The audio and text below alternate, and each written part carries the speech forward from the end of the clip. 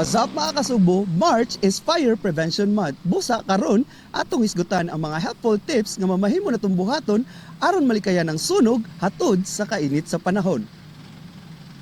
Fire Prevention Tip number 1. Taguy ang mga posporo, lighter, kandila o lampara aron dili duwaan sa mga bata.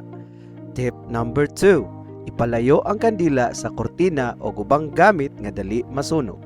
Tip number 3. Ayaw biyai ang plancha samtang kini nakasaksak. Tip number 4. Siguraduha nga patay na ang nakasindi nga sigarilyo sa di pa kini ilaban. Tip number 5. Isarado ang valve sa LPG sa dili pa mobiya sa balay. Tip number 6. Likayi ang octopus connection kung overload sa mga gamit di kuryente. Tip number 7. Ipacheck ang linya sa kuryente sa lisensyadong elektrisyan lang. Tip number 8. Ayaw pagsunog og basura og mga dahong laya. Tip number 9. Ayaw pasagdi ang niluto. Tip number 10. Ilista ang mga emergency hotline numbers sa inyong lugar.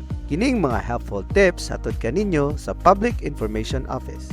Kini si Kuya Alex, nagpahinumdum kaninyo nga the safe way is always the best way.